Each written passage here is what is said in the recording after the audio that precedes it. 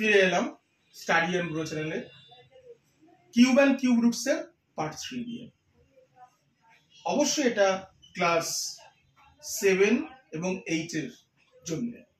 তোমরা দেখো আরেকটা টাইপের আমি এখানে লিখেছি, সেটা হচ্ছে write the ones digit of the cube of each of the following number. আমরা এই প্রত্যেকটা নাম্বারের কি করব, কিউব করে সেই অ্যানসারটার ইউনিট ডিজিটটা বা ওয়ান ডিজিটটা কত হবে সেটা আমাদের ফাইন্ড করতে হবে। তোমরা সবাই বলবে স্যার পরীক্ষার সময় এত বড় বড় নাম্বার দেবে, তো সেই নাম্বারগুলোর আমরা কিউব বানাবো। সেই কিউব বানানোর পর তাদের আমরা কি করব, ওয়ান ডিজিট বার করব।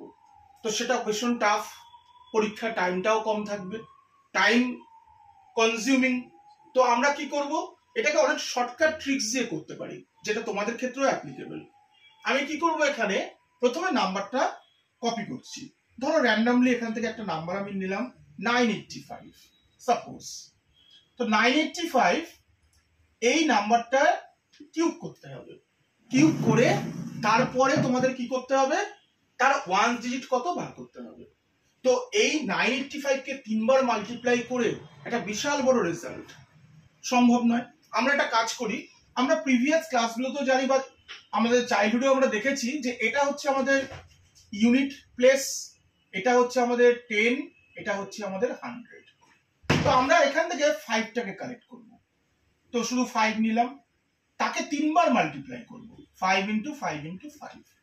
আসো 125 হবে, তোমরা জানো সবাই। তো এরও ইউনিট ডিজিট কত, 5। এর ইউনিট ডিজিট হচ্ছে কত, 5, বা ওয়ান ডিজিট হচ্ছে 5।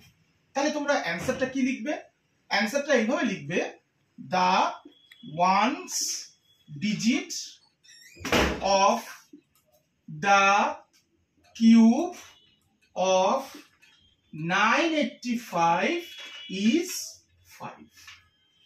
এইভাবে। আরেকটা আমি দেখাচ্ছি, বাদবাকি যে 3টে ডিজিট রয়েছে, 3 ডিজিটের নাম্বারগুলো, এগুলো তোমরা সেম অ্যাজ প্রসেসে করবে।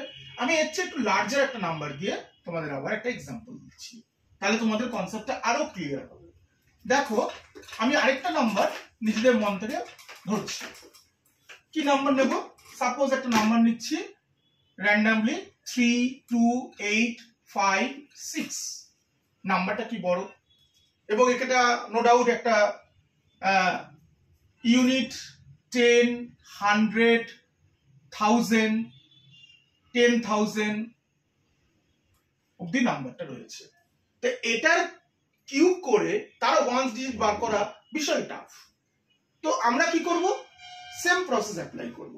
আমরা এখান থেকে শুধুমাত্র 6টাকে নেব, এইটাকে 3 বার মাল্টিপ্লাই করব।